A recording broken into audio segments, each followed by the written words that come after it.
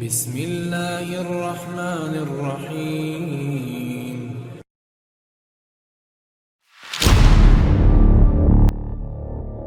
السلام علیکم ناظرین محترم، ایک ایسے نبی ہیں جن کو مچھلی نے اپنے اندر نگل لیا۔ آپ سے ایسی کون سی خطا ہو گئی تھی اور آپ 40 دن تک مچھلی کے پیٹ میں کیسے زندہ رہے؟ ویڈیو میں آگے بڑھنے سے پہلے ناظرین ہم آپ سے گزارش کرتے ہیں کہ ہمارا YouTube channel Haider knowledge T V کو سبسکرائب کر لیں اور گھنٹی کے بٹن کو دبا دیں تاکہ ہماری ہر نئی ویڈیو کا نوٹیفیکیشن آپ کو بر وقت مل سکے۔ حضرت یونس علیہ السلام ایک عظیم اور کریم نبی تھے۔ آپ کا قصہ قرآن میں ایک انوکھا قصہ ہے۔ آپ کے والد کا نام متا تھا۔ آپ حضرت ابراہیم علیہ السلام کی نسل میں سے تھے۔ حضرت یونس علیہ السلام کو اللہ تعالیٰ نے عظیم بستی کی طرف مبعوث کیا۔ اس بستی کا نام نینوا تھا۔ یہ عراق کے شمال میں واقع تھی۔ موصل اس کے بالمقابل تھا۔ ان دونوں کے درمیان دریائے دجلہ واقع تھا۔ موصل دریائے دجلہ کے ساتھ واقع تھا، جبکہ اس کے بالکل سامنے نینوا کی بستی تھی۔ اور اشور کے کسی بادشاہ نے ایک دیوتا کے نام پر نینوا میں ایک مندر بنوایا تھا۔ رفتہ رفتہ دوسرے بادشاہوں نے بھی مندر اور عمارتیں بنانا شروع کر دی، اور ایک وقت ایسا آیا کہ ایک چھوٹا سا علاقہ سلطنت اشوریہ کے عظیم و شان دارالسلطنت میں تبدیل ہو گیا۔ نینوا شہر کے بیچوں بیچ مندر اور شاہی محل تھے، جہاں سے اشوریوں کا بادشاہ بیٹھ کر اونچے تخت سے بازاروں، گلیوں اور تفریح گاہوں کا نظارہ کیا کرتا تھا۔ اشور کے مغربی علاقے میں لہلہاتے کھیت تھے۔ اشوریوں کے شہر میں ہر طرف درخت اور سرسبز باغات تھے۔ اشورہ کے شہر کے لوگ پتھر تراشنے کے فن میں بھی ماہر تھے، لہٰذا جگہ جگہ سنگ مرمر کی دیواروں پر اپنے دیوتا بنا رکھے تھے۔ نینوا شہر تہذیب و تمدن کے لحاظ سے ترقی یافتہ شہر تھا۔ اشور ان کا سب سے بڑا دیوتا تھا، نیز یہ کہ یہ لوگ بادشاہ کو بھی خدا کا درجہ دیا کرتے تھے۔ یہ لوگ بت پرستی اور کفر و شرک میں بھی مبتلا تھے۔ اس وقت نینوا کی آبادی 1 لاکھ سے زیادہ تھی۔ اللہ تعالیٰ نے ان لوگوں کی ہدایت کے لیے حضرت یونس علیہ السلام کو بھیجا۔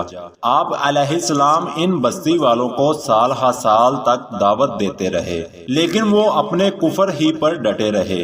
پھر انہوں نے حضرت یونس علیہ السلام پر ظلم و جبر شروع کر دیا، آپ کو دھمکیاں دی، مصائب و تکالیف سے دوچار کیا، جس طرح دوسرے انبیاء پر ظلم ہوا، ان کے ساتھ بھی وہی سلوک ہوا۔ آخر حضرت یونس علیہ السلام نے اپنی قوم کو اللہ تعالیٰ کے عذاب سے آگاہ کر دیا اور فرمایا فلاں دن تم پر عذاب آ جائے گا۔ پھر خود غصے کی حالت میں اس بستی سے نکل گئے، جبکہ اللہ تعالیٰ نے ان کو کچھ دنوں کی مہلت دینے کی اجازت دی تھی، لیکن اس بستی سے نکل جانے کا حکم نہیں دیا تھا۔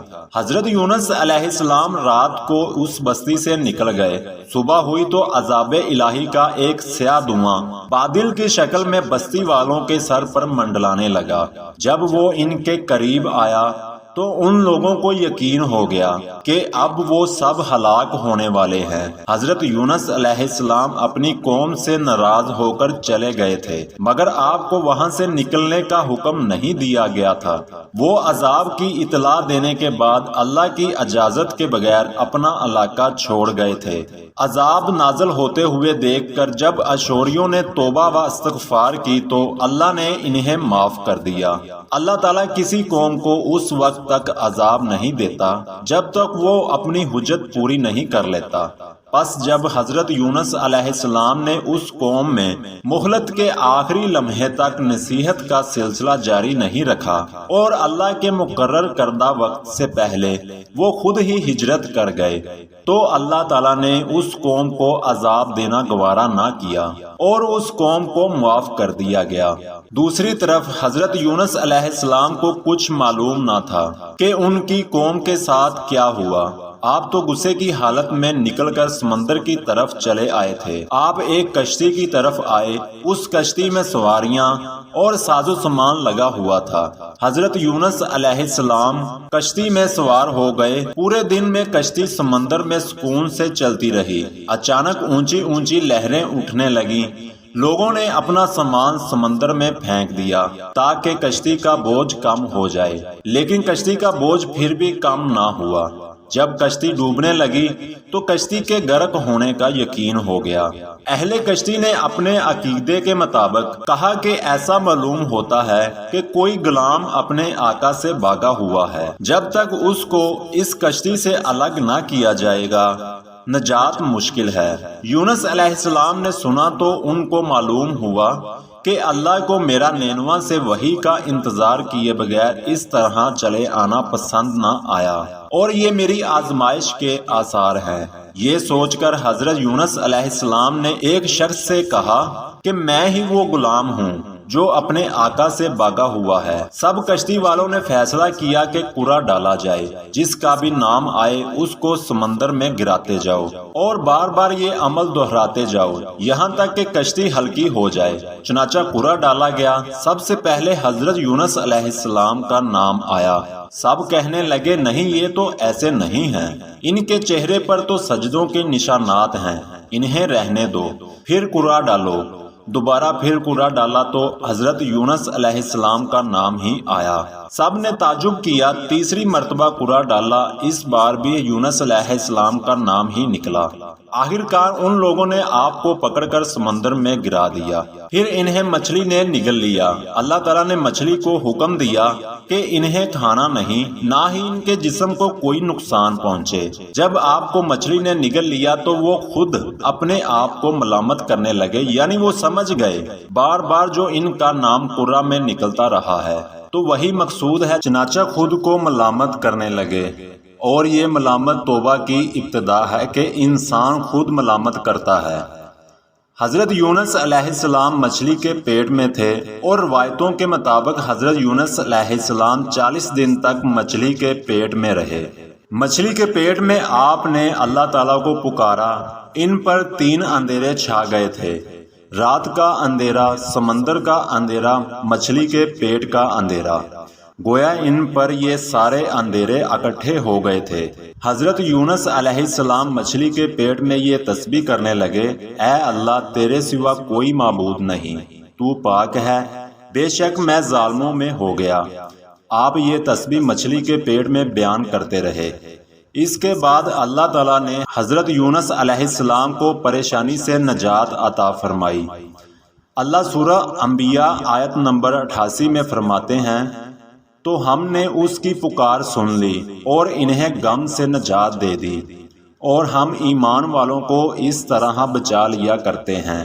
ایک صحابی نے نبی کریم صلی اللہ علیہ وآلہ وسلم سے پوچھا، اے اللہ کے رسول، یونس علیہ السلام نے جو دعا مچھلی کے پیٹ میں مانگی، کیا وہ صرف انہی کے لیے تھی یا ان کے بعد اہل ایمان کے لیے بھی ہے؟ تو آپ صلی اللہ علیہ وآلہ وسلم نے فرمایا، یہ دعا یونس علیہ السلام کے لیے خاص تھی اور ہم سب اہل ایمان کے لیے عام ہے۔ کیا تم نے اللہ کا یہ فرمان نہیں سنا؟ اور ہم ایمان والوں کو اسی طرح بچا لیا کرتے ہیں۔ جو بھی اس دعا کو پڑھے گا اللہ تعالیٰ اس کو رنج و غم سے نجات دیں گے۔ ایک قول کے مطابق تقریباً 40 دن تک حضرت یونس علیہ السلام مچھلی کے پیٹ میں رہے اور یہ دعا پڑھتے رہے۔ اس مدت کے ختم ہونے پر اللہ پاک نے آپ کی دعا کو قبولیت بخشی۔ مچھلی ساحل پر پہنچی، یونس علیہ السلام کو کنارے پر ڈالا اور واپس چلی گئی۔ مچھلی کے پیٹ میں رہنے کی وجہ سے آپ کا جسم ایسا ہو گیا تھا جیسے کہ پرندے کا پیدا شدہ بچہ، جس کا جسم نرم ہوتا ہے اور جسم پر بال تک نہیں تھے۔ غرض یہ کہ حضرت یونس علیہ السلام بہت ہی کمزور اور ناتواں حالت میں خشکی پر ڈال دیے گئے تھے۔ اس کے بعد اللہ تعالیٰ نے سمندر کے کنارے ایک درخت اگایا جس کے ذریعے حضرت یونس علیہ السلام پر سایہ ہو گیا۔ اس کے علاوہ اللہ تعالیٰ نے ایک جنگلی بکری بھیجی جو صبح اور شام آپ کو دودھ پلاتی تھی، یہاں تک کہ آپ تندرست ہو گئے۔ حضرت یونس علیہ السلام درخت کے سائے میں جھونپڑی بنا کر رہنے لگے۔ یونس علیہ السلام کی قوم کے لوگ آپ کو تلاش کرتے ہوئے ایک دن اس ساحل کے کنارے پہنچ گئے اور انہوں نے آپ کو دیکھ لیا۔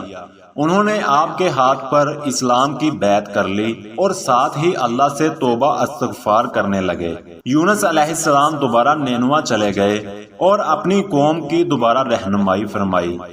حضرت یونس علیہ السلام کی زندگی نینوا میں ہی گزری اور وہیں آپ کا انتقال ہوا۔ اس قصے سے ہمیں یہ سبق ملتا ہے کہ ہمیں کسی بھی حال میں اللہ تعالیٰ کی رحمت سے مایوس نہیں ہونا چاہیے۔ اللہ پاک آپ کو، ہمیں اور تمام اہل ایمان کو اپنے حفظ و امان میں رکھے۔ آمین ثم آمین۔